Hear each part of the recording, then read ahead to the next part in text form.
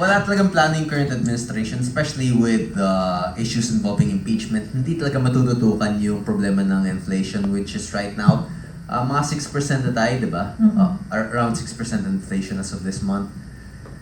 We are facing such large issues na hindi na talaga maayos to until 2028 where there's a change of leadership. In terms of this conflict in the West Philippine Sea, there's only three choices. Either escalation, de-escalation, or maintaining the status quo. Yun talaga yung dapat natin i-focus as a third world country with a struggling economy. We should not focus on direct military involvements on these types of issues. We should focus instead on building up our own economy, on focusing on local issues, on fixing our domestic policies before we focus on international issues. Kasi hindi talaga natin kaya ang military ng China if ever this were to escalate into a full-scale conflict. Bago tayo pumunta sa seryosong national issue, kasi as a new member, at alam ko you have been a member of another political party before, anong masasabi mo dito sa mga inisyatibo ng ating partido para magkaroon ng leadership academy at the same time preparation ng mga politiko? Excited ka ba? At anong komentaryo mo? Meron bang ganito sa pinagdaanan mo, di ba? Sa PDP ka lang yata nakapag-seminar bago ka naging miyembro. Your comment, please. Well, I'm in full support of this kasi sa Pilipinas na talaga natin na we are used to weak party systems and we're used to parties switching during elections. Kung sino yung malakas, dun sila lumilipat. And this type of leadership seminar, this type of leadership program, ito yung talagang paglakas sa party systems natin within the Philippines. And kung sakaling hindi ito magagaya ng mga ibang partido, then PDP will be the only strong party system that we will have here.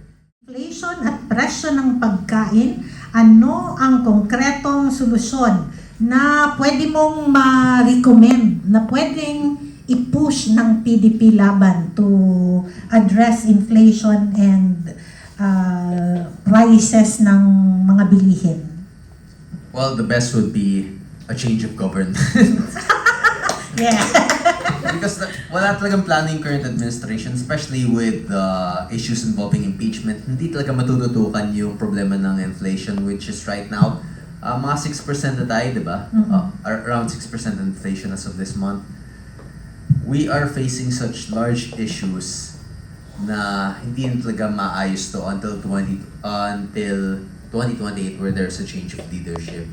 And in the current system that we have now, I don't see any possibility where we would be able to solve inflation before the 2028 election. So I believe that wala talagang pag-asa yung current government natin. We should just focus on electing a better candidate for 2028.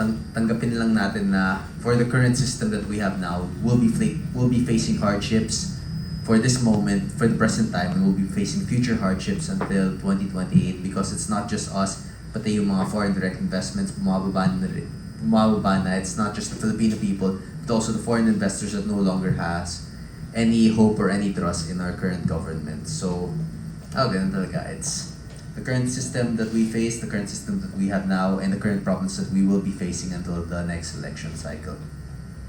Ayan, thank you very much. At syempre, tatanungin kita kasi mainit ito para sa PDP. Kasi may false generalization, di ba? Na pag PDP daw, pro-China. Oo, na agad-agad ganun, di ba? Na sa totoo lang, tayo naman ay pro-Pilipino. So, ano para sa iyo ang kailangang gawin ng PDP and bilang isang PDP laban member, your views about the West Philippine Sea na umiinit na naman ulit ngayon dahil kay Secretary Gibo Chodoro. And di lang kay Secretary Gibo, meron din yung kay Tariela. Tariela, yes. So there's more and more issues there. In terms of this conflict in the West Philippine Sea, there's only three choices. Either escalation, de-escalation, or maintaining the status quo. Firstly, ang nangyayari ngayon is escalation. We are escalating the diplomatic issues between Philippines and China regarding the West Philippine Sea. At ang stance naman natin dito is that our diplomatic relationship with China is not primarily just based on our diplomatic issue with the West Philippine Sea. China still remains as our #1 trading partner, and madami tayo yung talaga, we have a shared history with China, especially considering in World War II where we were both in conflict with the former Japanese government during World War II with Imperial Japan. And pares tayong, we have shared hardships during World War II with China. We were victims of the same oppressors. So, this is not the end of our relations with China. This is not where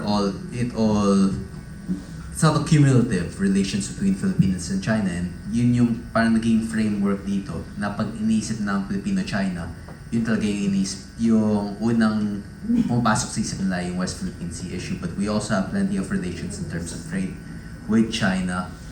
And ultimately, pag mas lumaki at mas naging pag ito yung naging face ng relationships natin with China, I think that this could only escalate and this could only worsen in our position. We should focus on a more neutral position, like what happened during the Vietnam War with America, where we did not directly supply troops, where we did not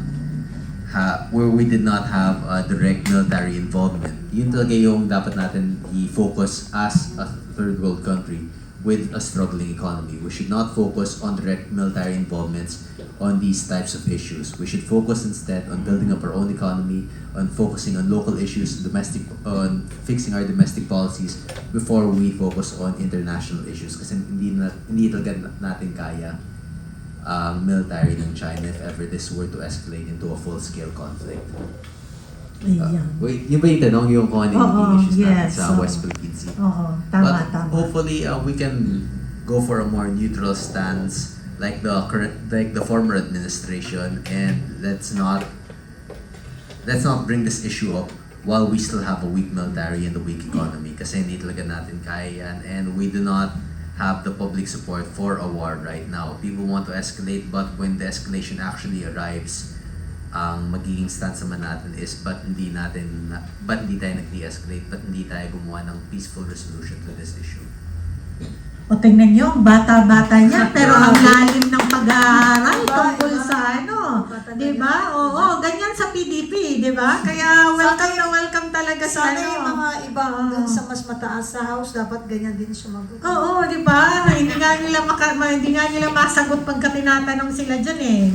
One-sided masyado. Si Kong Kiko, ang lawak ng you have to maintain and protect the people from war. Oo, Yes. ganun yung Medyo mag-skip na tayong kaunti. Anyway, natakil up naman natin yung iba dito nung umpisa, no? Corruption issue, I think, sobra na yung pagsasalita niya dyan at siya yung nanindigan dyan. Kaya nga gigil na gigil sa kanya yung mga corrupt crocodile. Diba? Then, siguro hindi na natin itanong, mag-skip ka nga ng isa, pumunta ka sa Hindi, pwede bang wala Kasi- dyan sa may tanong ako sa kanya? natatakot ako, ayaw Oo, ko. Hindi, kasi malawak ang ni Kong eh. Alam na natin Kasi malawak. may isang very urgent issue na hinaharap natin ngayon, which is the Pax Silica issue. Magtanong lang tayo ng komentaryo ni Kong. Baka pwede siyang Pwede ka bang kasi antay na sila, ang dami nagme-message. Na-Astra, we will talk Sige, about, mamaya na yan. when we talk about that issue, kailangan gawin natin isang talaga. Isang upuan. O, sige. Okay, And we will okay. invite Red Kong Kiko. We need Topic. the brain of Kong. Oh, sige. Go tayo dyan. Ito na lang, yung Pumunta isa. na tayo Actually, dun sa kasi it's a very developing story. Sobrang daming nagiging bagong information doon. And right now, it's still just a plan. And It's I understand or I know that it will not help kung pangungunahan natin tapos nakita natin malabo. Lalo natin palalabuin when we tackle it up nang hindi pa hinog. Mayroon yung hinog sa pilit. Parang racket lang yan. Oo. Pero Explain. kailangan lahat tayo mag-aral niyan kasi according to the signature that pinirmahan na ng last April is November and anong buwan na ngayon? We are already in August, so September, October, in barely 2 months. So, dapat i-topic talaga natin to sa sa kapihan. Yes, Because we only have barely 2 months na kung meron man tayong gagawin at meron man tayong anyway, next topic na Ikaw yan. ulit dyan, ka-Astra. Oo. Kasi, ito na yung pinakaantay ng lahat. Yung Oo. rapid fire. Mag-rapid At saka, fire na tayo. mag-ingat ka. Mag-ingat ka. Baka